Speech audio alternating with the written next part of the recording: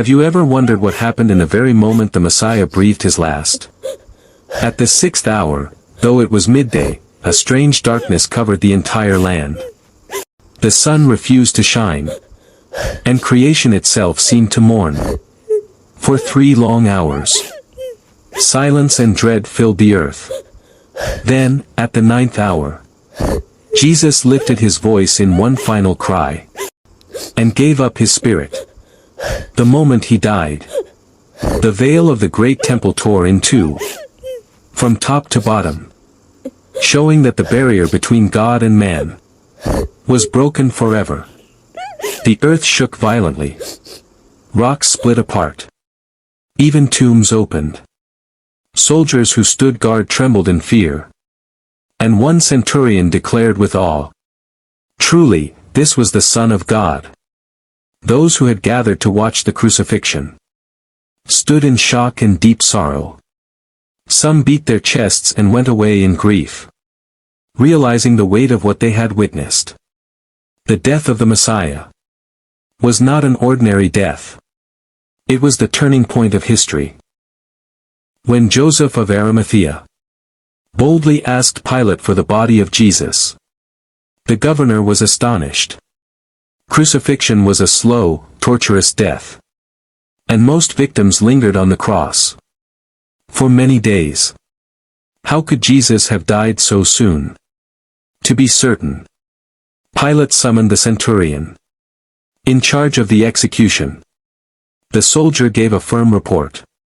Jesus was indeed dead. He had seen it with his own eyes. To leave no doubt, one of the soldiers had pierced Jesus' side with a spear, and immediately, blood and water had flowed out. A clear sign of death.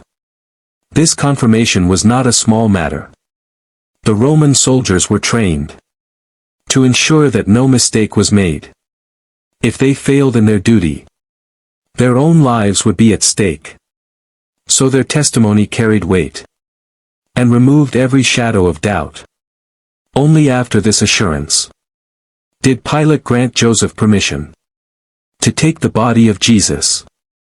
What had begun as a bold request was now secured by Roman law itself.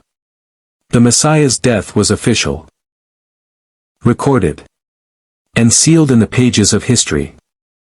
As the sun began to set, and the Sabbath drew near, a man named Joseph of Arimathea could no longer remain silent. Though he was a wealthy member of the council, and had once kept his faith in Jesus hidden, the death of the Messiah stirred something deep within him. With boldness, Joseph went straight to Pontius Pilate, the Roman governor. Standing before the powerful ruler, he made a daring request. He asked for the body of Jesus. Pilate was surprised. Was Jesus already dead? To be certain, he called for the centurion, who had overseen the crucifixion. Only after receiving confirmation did Pilate grant Joseph permission to take the body. In that single act, Joseph of Arimathea revealed a devotion greater than his fear of men. At a time when the disciples had scattered, he stepped into the open, risking his reputation and even his life to honor the one he had once followed in secret. As Joseph of Arimathea prepared to take the body of Jesus, he was not alone. Another man quietly stepped forward. Nicodemus. This was the same Nicodemus who had once visited Jesus at night, afraid of being seen with him. But now, in the hour of death, he found the courage to come out of hiding. He brought with him a precious gift, about 75 pounds of myrrh and aloes, a mixture of spices fit for a king. Together, Joseph and Nicodemus worked with careful hands. They wrapped Jesus' body in clean linen, following the burial customs of the Jews. The fragrance of the spices filled the air, as they honored the one whom others had mocked. In this quiet act of devotion, two men who once stood in the shadows showed the depth of their faith. While the disciples mourned in fear and confusion, Joseph and Nicodemus risked everything to ensure Jesus received a proper burial. Joseph and Nicodemus worked quickly, for the Sabbath was drawing near.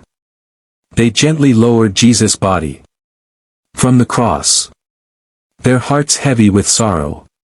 The wounds from the nails and the spear were still fresh, a silent reminder of his suffering.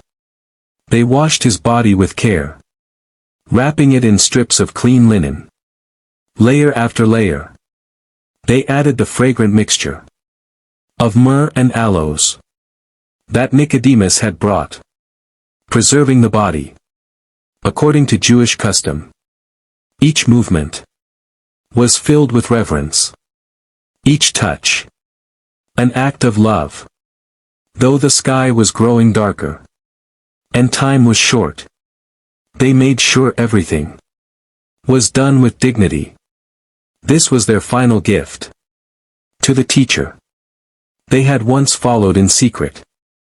When the body was ready, Joseph led the way to a nearby garden. In that garden was a tomb he had prepared for himself, one that had never been used. It was carved into solid rock, quiet and untouched. Together, Joseph and Nicodemus carried Jesus' body into the tomb. Their steps were slow and careful, their hearts heavy with grief. Inside, they laid him gently on the stone slab. Outside, a massive stone was rolled across the entrance. Its weight sealed the tomb and marked the end of the long, sorrowful day. Everything was done in haste, because the Sabbath was about to begin. But even in their hurry, they made sure Jesus was laid to rest with honor.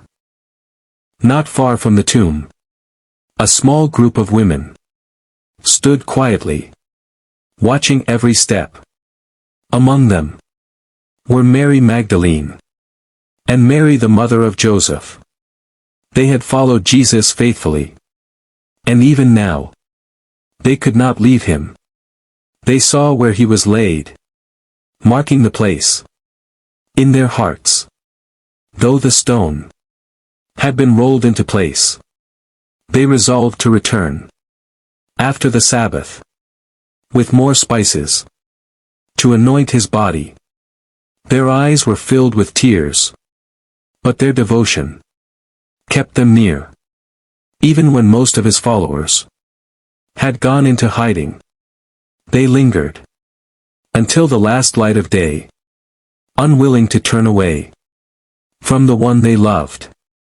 While Joseph, Nicodemus, and the women mourned in silence, another group was plotting. The chief priests and Pharisees went to Pilate the next day.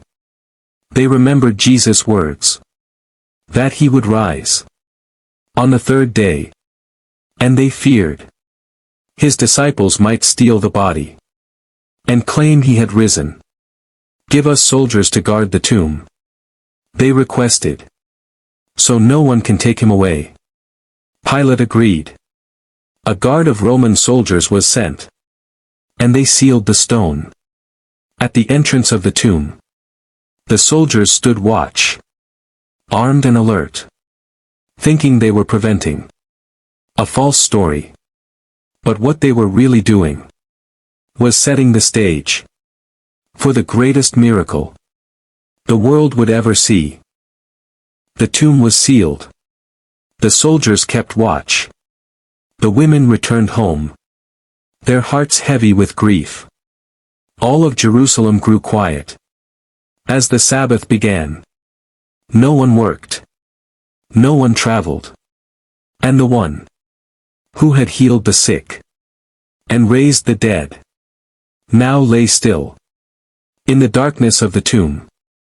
It was a day of waiting, a day of silence. The disciples hid behind locked doors, filled with fear and sorrow. The enemies of Jesus thought the story was over. But heaven was not silent. The stage was being prepared for what would happen next. A victory that would shake the world forever. And so, the body of Jesus rested in the tomb, the stone was sealed, and the world waited in silence. But this was not the end, it was only the beginning. On the third day, something would happen that would change history forever. Join us in the next episode as we witness the greatest moment of all time, the resurrection of Jesus Christ.